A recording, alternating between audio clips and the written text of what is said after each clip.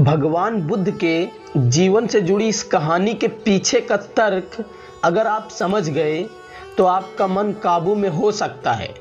पहली बार जब इस कहानी को मैंने पढ़ा तो मुझे तर्क समझ नहीं आया, लेकिन इसका भाव बड़ा प्रेरणादायक है।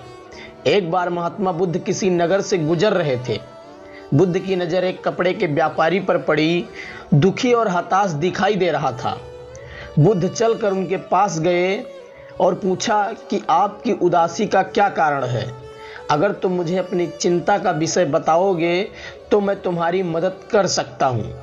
व्यापारी ने बुद्ध को प्रणाम किया और कहा कि जब से मेरी पत्नी की मृत्यु हुई है तब से मेरे घर पर मेरे छोटे से बेटे की देखभाल करने वाला कोई नहीं है, इसलिए मैं हमेशा उसको अपने साथ दुकान पर ले आता हूँ।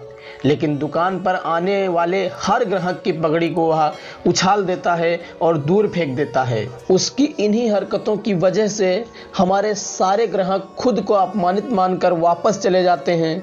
बुद्ध बोले, मैं तुम्हारी मदद कर सकता हूँ, पर तुम मुझे वचन दो कि मैं जो भी कुछ करूँगा तुम उसमें दखलंदाजी नहीं करोगे।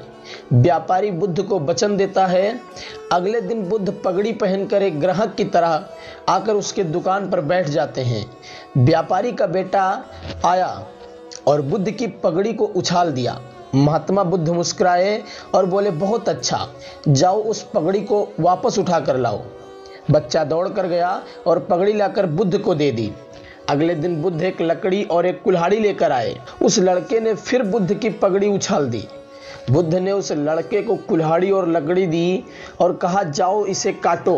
व्यापारी को डर लग रहा था कि कहीं लड़के को चोट न लग जाए, लेकिन उसको अपना वचन याद था। लगातार 7 दिन तक महात्मा बुद्ध ने कोई न कोई नया काम लेकर आए और उस लड़के से करवाते रहे। शीघ्र ही वह लड़का भूल गया कि उसको किसी की पगड़ी उछालनी है। व्यापारी बहुत खुश हुआ और भगवान बुद्ध को धन्यवाद दिया।